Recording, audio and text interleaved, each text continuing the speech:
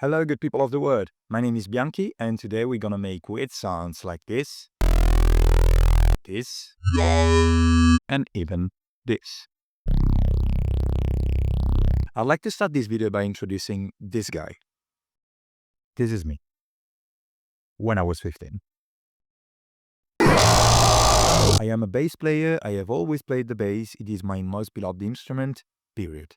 This is why even today, when I'm synthesizing growly dubstep subs, the low end is always my primary focus. It is my pleasure to instruct you on bass in electronic music, the different types of it, where they come from, and how to recreate them.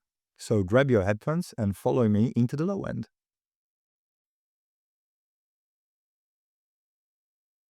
Bye.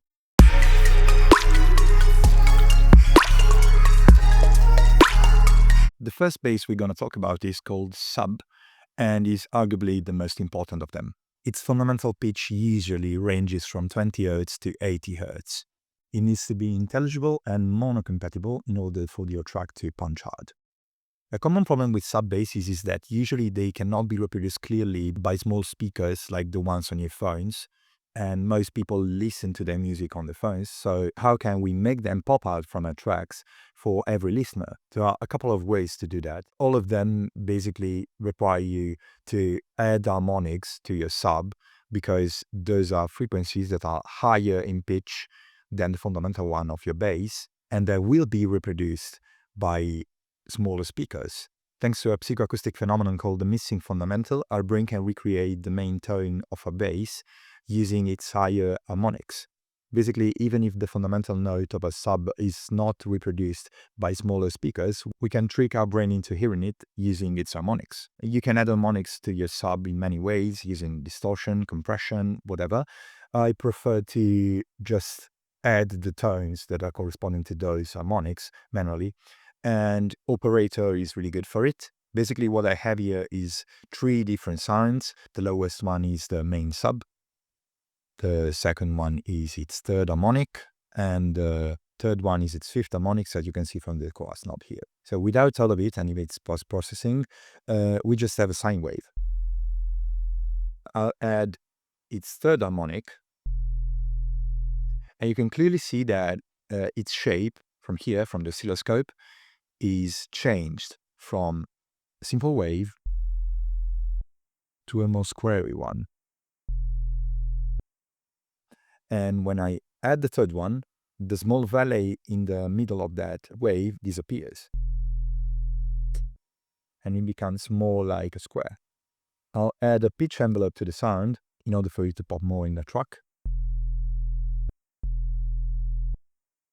And I'll just post-process it by adding a compression. This is Q compression. And by limiting it. Compared to a normal sub, if you're thinking, Sam, it doesn't sound that interesting, it's because it is not supposed to. It's supposed to provide the low end of your track, but if you want to add more spice and grit to your subs, you can use low distortion, as I've discussed in my previous video, here.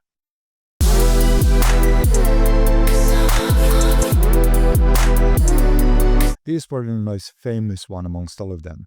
I'm talking about the 808 bass, which is technically not even a bass. As the name mentions, it comes from the TR-808 drum machine by Roland, so technically it is a kick drum with a really long decay. It was used in the 80s when it came out by artists like Afrika Bambaataa and Marvin Gaye, but it was really in the 90s and 2000s, with the trap era, that it really became a signature sound of the genre. So let's hear how it sounds. I was lucky enough to find a recording of an actual 808 sample from the TR-808 drum machine, and it sounds like this. As you can see from the spectrodrum, it is not really just a sine wave. It is a sine wave with high harmonics here, a really strong transient, and some weird high information up here. So this is the version that I recreated.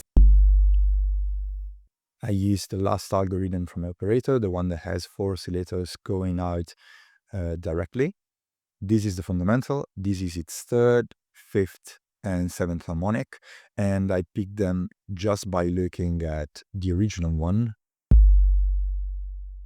I checked here from millimeters the frequency, and I tried to catch them here. And I have this body layer. It is really just the initial transient, but as you can see, it has some harmonics that, again, decay faster as they go up, and it is really similar to a kick drum transient. I used operator again. It is just the main oscillator with a really strong pitch envelope, and it has a filter on it that cuts everything that's above 123 hertz, because I wanted this really muffled sound, which is, the same of the original sample. I use transient shaper by kilohertz just to accentuate that transient more, and I cut the higher part of it off with an EQ, as you can see, without it and with it. It is really much more a kind of knocky sound. And then the last part, which is really just to flex sound design, it is not as important as the other two. I just wanted to match that with Aliasing in the highest range of the sound, this thing here. And by using noise, I couldn't really catch it. So what I did was, using operator, I added a bit of noise at minus 40 dB, but most importantly, I added this weird wave in which I've inserted manually these different bins, and those are the individual frequencies that I could see from the spectrogram, like this one, for example, which is 5,000 hertz. I went here and searched for 1,000 hertz, obviously by looking again at the spectrogram. And if I add the volume, you can see that I'm adding actually stuff. I filtered this time with a pretty steep low cut at 521 hertz, and the resulting sound is this. If you can hear it, I cannot blame you. It just serves to create this strange hardware-like aliasing. Given the fact that this is actually a kick drum with a really clear fundamental note, you can use an 808 sound instead of your usual kick and bass to avoid having to sidechain your bass to your kick and doing all that magic stuff to keep your low end safe. So let's hear this sound in context, and obviously it's gonna be a trap beat.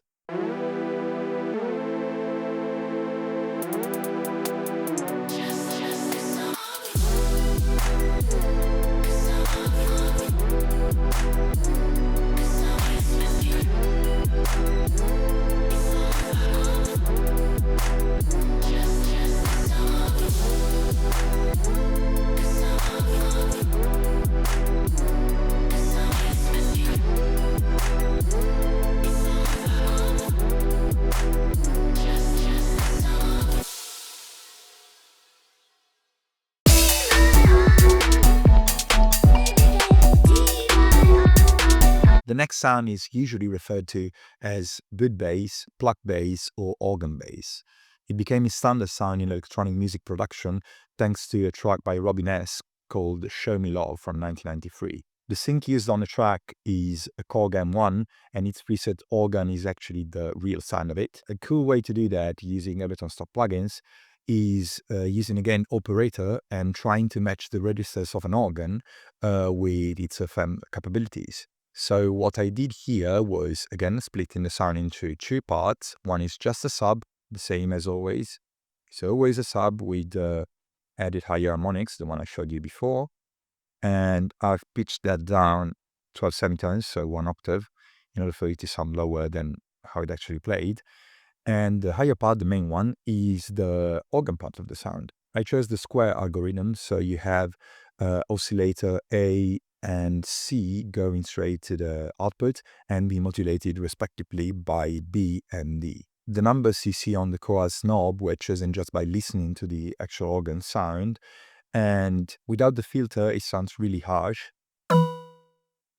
But when you add a filter with a plucky envelope, you get a really wooden sound that resembles the original one. Again, it has a pitch envelope on it, and it's spread all the way out in order for it to be stereo. Then I've added a Coppice, which is again a stock Ableton plugin on the tube algorithm. It's simulating what happens when a sound goes through a tube, and you can choose how long the decay of the sound is, how big the radius of the tube is, and whatever. Without it, it sounds, again, wooden, but it lacks a bit of realism to me. You can actually see that it adds a bit of wiggliness to the sound. Makes it more tight. The EQ afterwards cut the low end and adds a bit of brightness on the sides. Then we have a transient shaper that removes a bit of transient. Too strong to me. I want it to be mellow. And lastly, a multiband dynamics just to even out the sound. So altogether, it sounds like this. Again, let's hear it in context.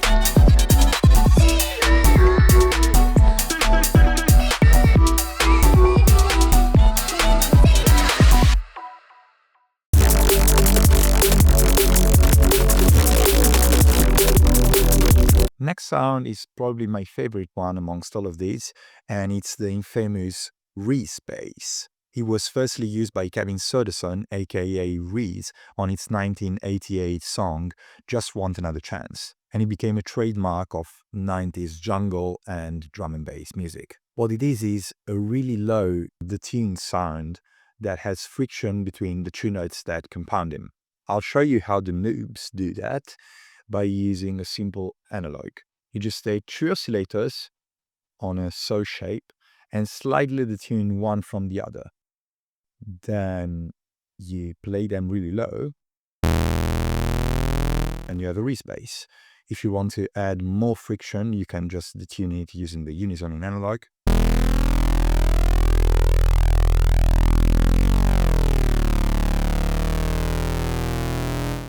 And it sounds pretty slick. But it is not as interesting as another method that I used to create that I actually got from Virtual Riot. So if you want to know more about reece basses, just watch this video because it's pretty good. The other method is much more interesting. What you do is using a sample of a detuned saw kind of sound, you stack whatever effect you want on it, and then you put it inside of a sampler. Mine is this one here.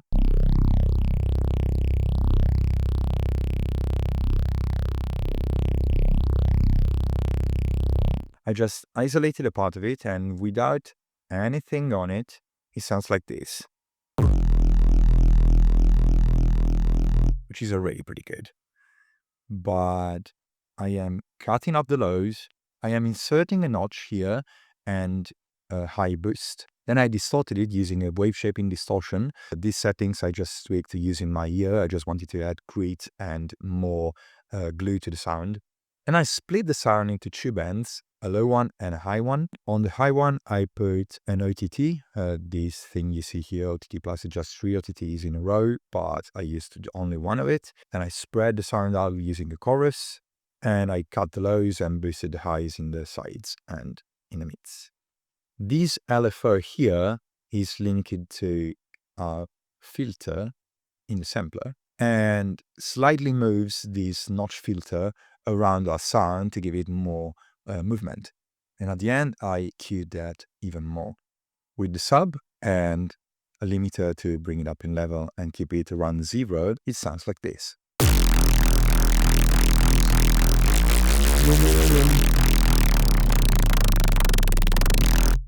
Given the fact that this small part of the sample that I chose is looped, you get this sound that gets faster when you pitch it up and slower when you pitch it down.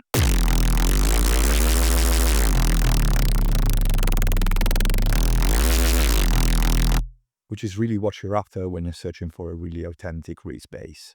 Let's hear it in context.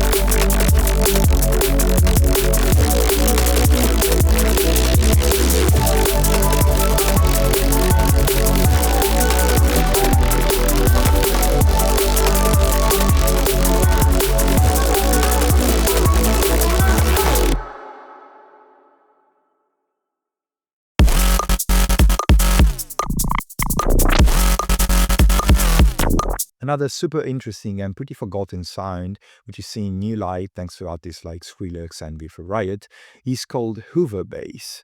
A pretty early example of it can be heard in Human Resources Dominator from 1991, and it is really a trademark sound of rave and hardcore music. It was originally created using Roland's Alpha Juno, and the original sound is the patch of the instrument called What The. Roland's instrument uses pulse width modulation on its waves to achieve that gritty texture, but we're not going to go for it. We're going to use, again, operator and go for a similar sound. So, as always, I'm splitting the sound into two parts. One is the sub, and the other one is the actual hoover main bass. This time, I'm splitting the hoover bass into three different sounds, a sub, a main, and a high. Remember, the sub part is not the actual sub of the sound, it's just the bass of the hoover bass. Our main hoover bass sounds like this.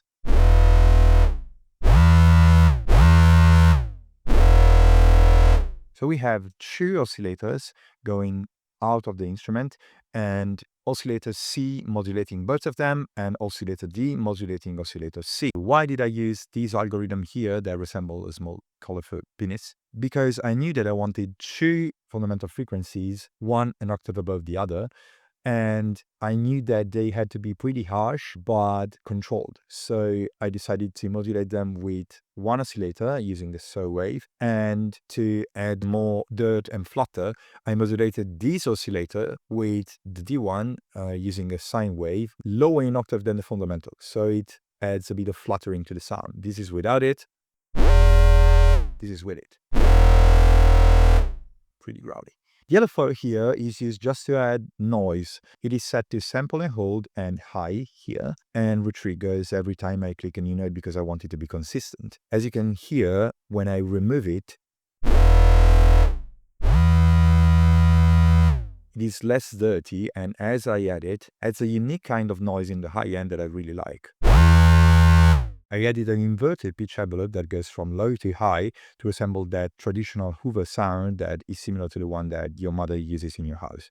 Afterwards, I use 3 OTTs on it and EQ just to cut off the lows.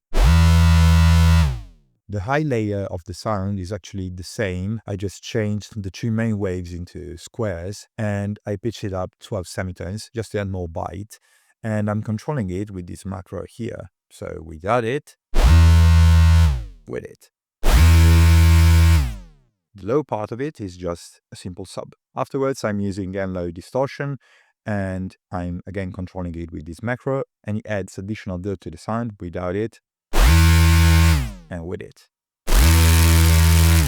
And afterward, I'm just cutting off the lows and boosting a tiny bit of the highs. Also, I am controlling the decay of the sound using this macro here to make it more useful into different tracks.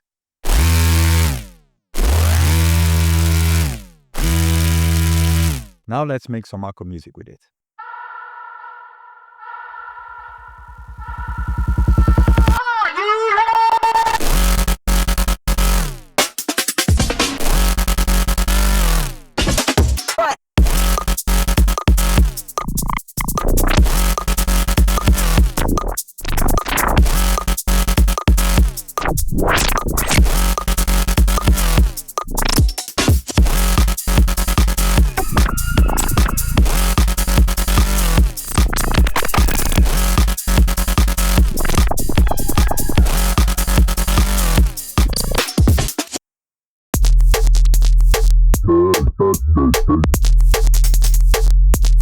Next up, we have a pretty talkative sound, which is called the yoi bass.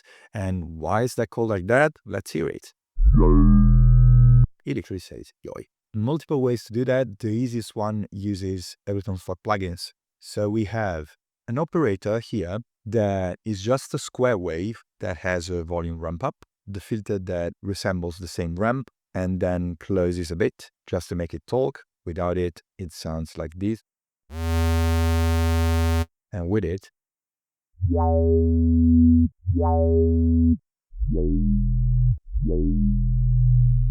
it already talks a bit more. An inverted pitch envelope again to make it talk.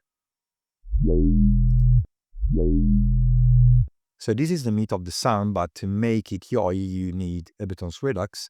And this is a downsampler that lets you reduce the sample rate of your sound and therefore introduces harmonic frequencies that resemble spikes inside of your spectrum. When those frequencies are matched with an opening and closure filter, what happens is that you have multiple notches and spikes that get closer to each other and then open up again. And this is actually what happens when you say yoi with your voice. You have frequencies that close and open up again. So I'll let you see on a spectrogram here what happens when I reduce the sample rate of the sound.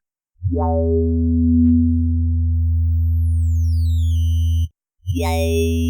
can see we have these peaks and valleys here.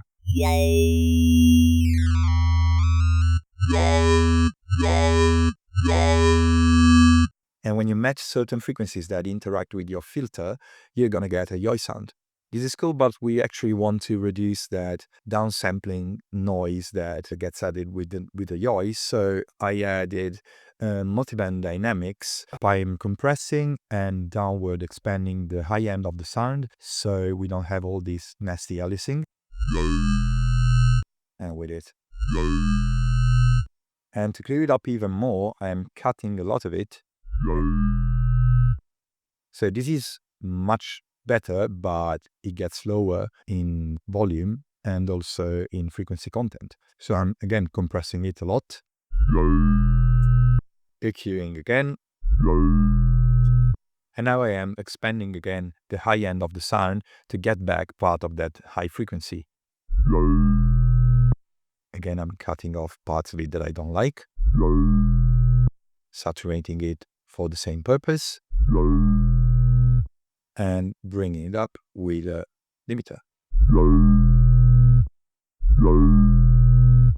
Let's yoi the shit out of these basses.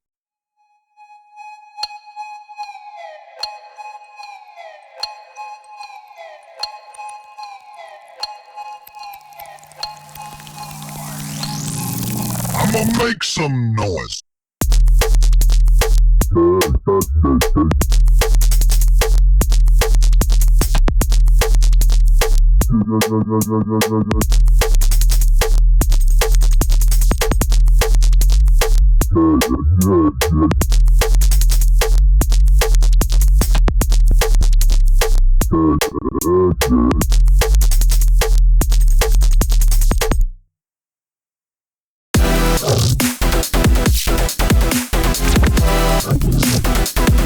Alright, we're gonna make a growl now. What is that? That is a variation of the type of sound that you just heard on the yoi bass, but it's much more aggressive and typically used in dubstep, and hence the name, it resembles the growl of a beast.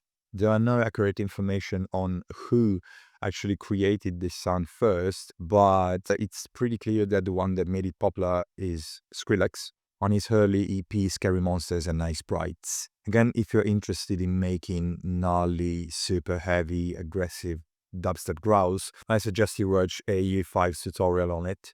It's pretty comprehensive. This is my version of the sound. Pretty growly and gnarly to me. This super nested rack uses only Ableton Stock plugins, except for a secret source that I throw in there, and I'm going to show you later what it is. For the main sound, I use a wavetable, and what you need to start, and it's going to sound pretty different from the end result. You need something that has a lot of movement in it, but still retains a pretty solid fundamental tone. So if I remove everything I have on it, this is what we get. So starting from here, and again, it's just a wavetable that it's modulated in a couple of ways in order to, again, produce some type of movement. And it has 2 oscillators in it. They use a fan, the tuning, a bit of warping and folding as you do in Serum. And these 2 oscillators are being bandpassed together to create some sort of talking. Without it. And with it. I also have a bit of sub oscillator, but not too high because I don't want to overpower the overall sound. The first thing I did afterwards was compressing the sound. And I actually put a lot of gain in it and tried to get as much high end that I could using upward compression here. For the same purpose, I put an EQ here that strongly accentuates 2 points, like one in the lows and one in the mid-highs, and they are being modulated in order to create some sort of yaoi sound. As you can see, they are moving inwards, and this creates the talking. I also put a phaser on it, which is not the most intuitive thing to do because you'd think that it would fuck your sub, but it is static, so it means it's not moving. And you can see here the rate is at the minimum and the amount is at 0. I'm just modulating the center because I want those 4 notches, which are basically EQ points, to move and to interact with the 2 points that I put here, again to create more talking. So without it and with it. Yeah, another EQ with the same purpose of the first one, but here I wanted to accentuate these 2 points here, which are really vowely. Don't worry if you think it's clipping, we're actually taking advantage of all the saturation that we can reach before limiting the sound. This trick is again from AU5, not my thing, but it really works. So the 2 main sounds here are these corpus and these EQ8, again accentuating different points. It is on pipe mode, so it creates some sort of tubular effect and it makes it sound throatier. And these 2 effects are being sandwiched between 2 frequency shifters. And as one goes up, the other one goes down by the same amount. And I'm modulating both of them to this macro here, which is again being modulated by this macro here. The cool thing about this trick is that you're actually frequency shifting just these 2 effects and not the overall sound. So you can still change the tuning of the corpus and you can still change the different points of the EQ while retaining the ability of having it lower or higher depending on how much you shift it. From here on is just post-processing and we have one OTT. As you can see here, I'm doing upward expansion because I want to remove all the aliasing from the previous effects. So instead of having it all the way up, which would sound like this, as you can hear, it becomes more latexy and more textured, but I want it to be more tight. And I have, again, an EQ bumping the higher frequencies. Another OTT. A utility whose gain knob is being modulated by this expression MIDI here. I'm using this as a volume envelope to remove all the tail from the OTT. Without it, it would sound like this. As you can hear, it has a lot of rumbling. And I want it to be quite tight. Here comes the source of the sound. Here I'm splitting the sound. The third chain is the dry sound. And on this affected chain, I put this plugin from Crotus, which is called the Humanizer, that distorts the input signal and creates monster and creature-like sounds. This is what it sounds without it. And this is what it sounds with it. It makes it more realistic to me.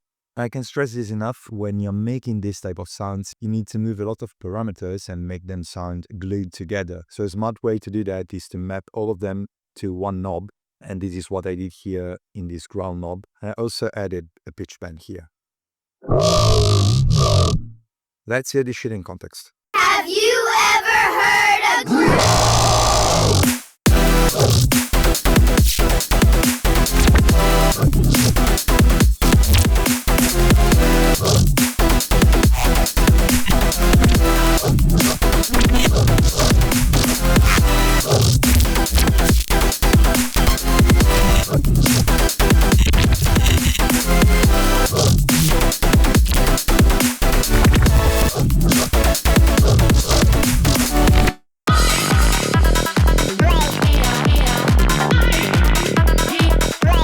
and I love this sound. This is the acid bass, and it comes from a hardware machine by Roland called the TB303. It is a monophonic instrument able to produce saw waves or square waves. They go into a pretty steep low-pass filter controlled by an envelope, which is really what gives the sound its acid texture. So this is what my version sounds like. Yeah, super squelchy, I love it. In order to create this sound, again, I used operator. I split it into two. You have your main sound and your sub. What you need is just one oscillator producing a saw wave. I'm using a pitch envelope here, not too much. The envelope of the oscillators is pretty straightforward. What gives its acidness to the sound is the filter, which is being closed quite fast. Here you can see I'm modulating this decay time through this knob, and I'm doing the same thing with the frequency and the resonance of the filter. I'm also controlling the pitch envelope, spread, and this OTT amount through these knobs here. This wave shaper knob here controls this saturator on a wave shaping setting that adds more crunch to the sound. Afterwards, I'm just compressing, clipping, and limiting it. And this is what it sounds in context.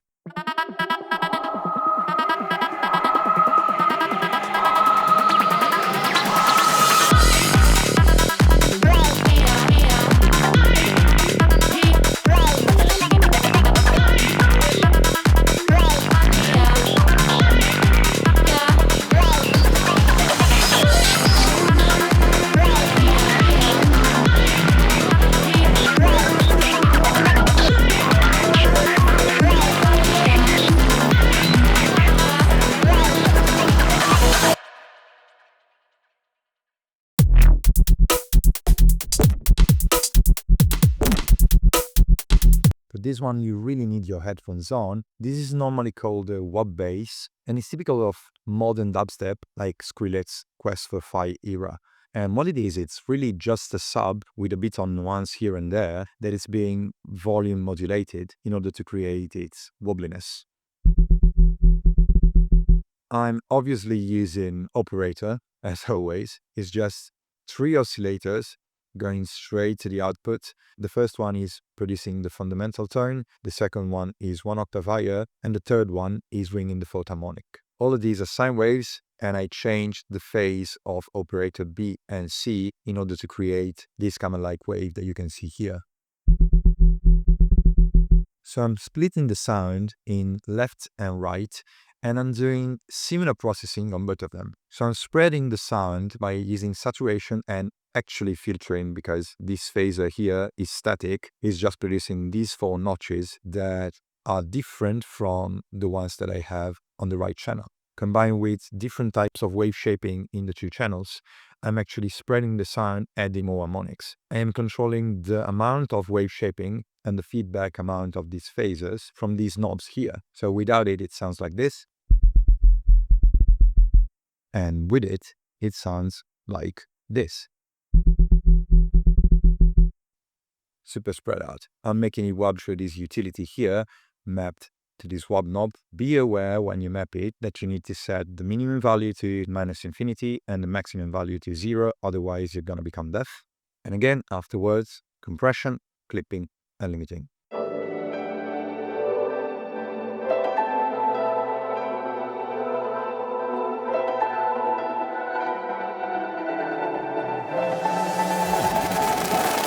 Ain't you tired of this shit?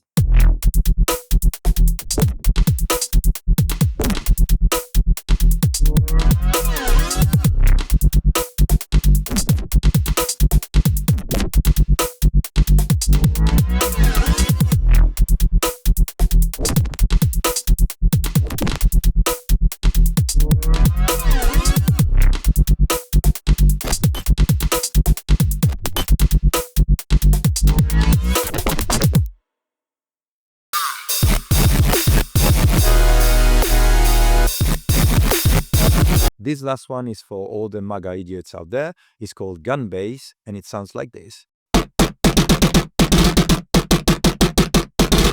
It is again some sort of percussive bass sound. It resembles a gun, hence the name, and given the aggressiveness of the sound, its usage is limited to heavy electronic music usually. As usual, you have 2 chains. One is the sub and one is the body, and this has 4 different layers. One is just an operator producing a tone similar to a sub.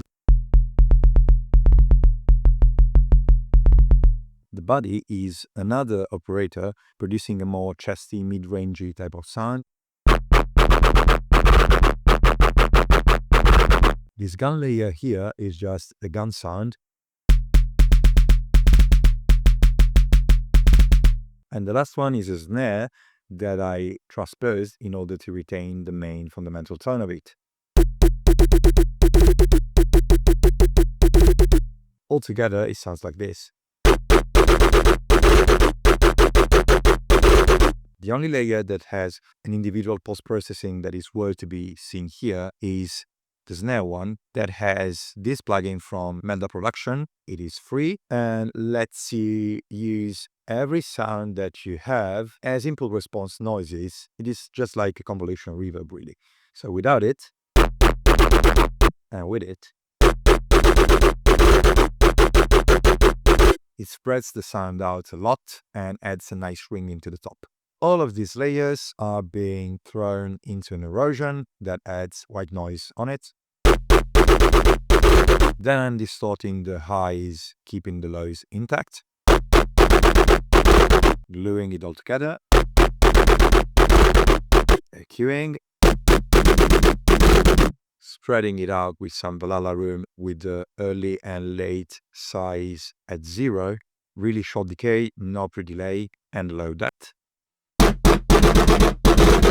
Adding some transient, OTT, multiband compression, heavily EQing it, the EQ being controlled by an envelope MIDI, and another glue compression, just to prevent the sound from clipping. Again, the volume gets controlled by this utility. Much more tight. Here's without it. Here's with it. Trying to get more distortion from this saturator and reduce ambience to make it tighter. Then again, clipping and limiting.